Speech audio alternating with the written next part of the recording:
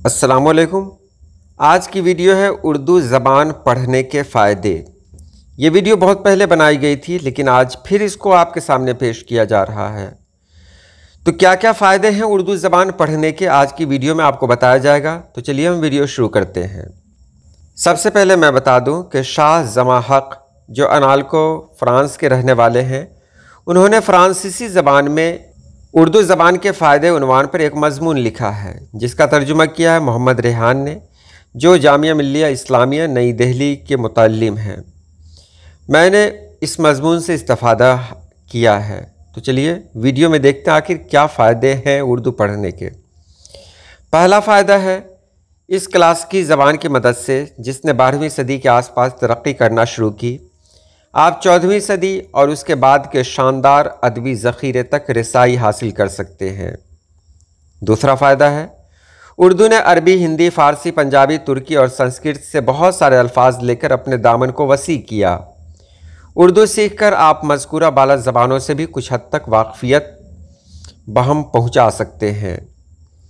तीसरा फ़ायदा है, उर्दू, फ़ारसी, अरबी रस्मुल ख़त में लिखी जाती है। अगर आप ये ज़बान पढ़ना और लिखना जानते हैं तो आप 6 दूसरी ज़बानें यानी अरबी, बलूची, कश्मीरी, पश्तो, फ़ारसी और पंजाबी भी लिख पढ़ सकते हैं।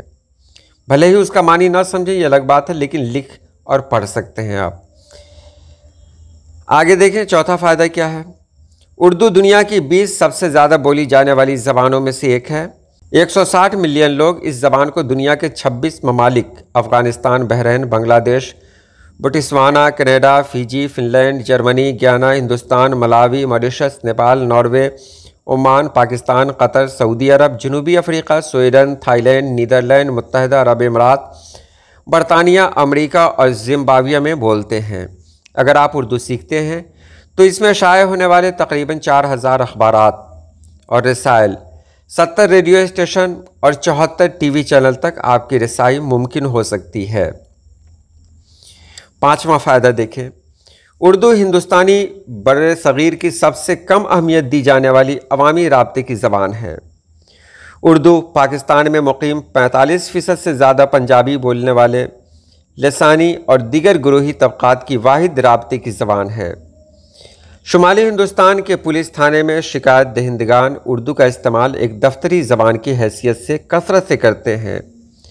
हमारे यहाँ यानी बिहार में उर्दू दूसरी सरकारी ज़बान है और हमें ये हक़ है कि हम कोई भी सरकारी काम उर्दू ज़बान की मदद से कर सकते हैं। छठा फ़ायदा है, न्यूरो साइंसदानों की एक तहक़ीक़ से ये मालूम हुआ है कि उर्दू पढ़ने से इंसान के दिमाग का अगला हिस्सा मुतहर्रिक हो जाता है, जिससे इंसान के फ़ैसला लेने की क़ुव्वत बढ़ जाती है और तज्ज़ियाती सलाहियत निखर जाती है। इसकी वजह दरअसल उर्दू ज़बान का ख़ास सौती निज़ाम और ग्राफिक ढांचा है। सातवां फ़ायदा है, उर्दू एक मुहज़्ज़ब इंसान को मज़ीद मुहज़्ज़ब और शाइस्ता बनाती है। ये दुनिया की मुहज़्ज़ब ज़बानों में से एक है। जब उर्दू में किसी बच्चे की सरज़ंश की जाती है तो उस वक्त उसका सौती आहंग और खुश अलहानी लायक़ शुनीद होती है। इस ज़बान की बदौलत हम ज़ीन रवैया अपना सकते हैं, जिससे लोगों से हमारे बेहतर रिश्ते इस्तवार हो सकते हैं। आठवां फ़ायदा है, उर्दू जानने वालों के लिए हिंदी फ़िल्मों के नग़मे और मुकालमे को समझना आसान है। हिंदी फ़िल्मों के अक्सर व बेशतर नग़मे उर्दू में ही होते हैं। नौवां फ़ायदा है, उर्दू ज़बान का इल्म आपके कैरियर में 4 चाँद लगा सकता है। अगर आप शुमाली हिंदुस्तान, पाकिस्तान, बरतानिया, अरब मुत्तहिदा इमारात, ओमान, सऊदी अरब, जनूबी अफ्रीका और उन जैसी दूसरी जगहों पर काम करना चाहते हैं, बिलाशुबह उर्दू का इल्म रोज़गार तलाश करने और आपके समाजी राब्ते को वसी करने में काफ़ी मददगार साबित होगा। 10वां फ़ायदा है, उर्दू के अल्फाज एक पहेली की तरह होते हैं। इसे लिखने और पढ़ने के लिए कुछ ख़ास सलाहियत दरकार होती है।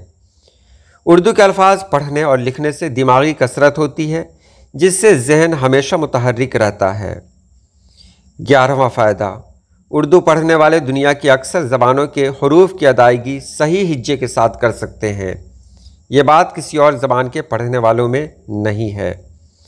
और मैं अपनी तरफ से बता दूं, उर्दू का जो तलफ़्फ़ुज़ है वो किसी और ज़बान में नहीं है। उर्दू में इतने अल्फाज हैं کہ سب کا تلفظ ایک عام انسان نہیں کر سکتا ہے، جیسے زے، زال، زو، زواد۔ لیکن اردو پڑھنے والے جو ہوتے ہیں وہ دنیا کی ہر زبان کو آسانی کے ساتھ بول سکتے ہیں، پڑھ سکتے ہیں۔ بھلے ہی دوسری زبان کے لوگ جب اردو میں آتے ہیں، اردو پڑھنے لگتے ہیں تو وہ نہیں پڑھ سکتے۔ جیسے ٹے ایک ایسا لفظ ہے جس کی ادائیگی سبھی سے نہیں ہوتی۔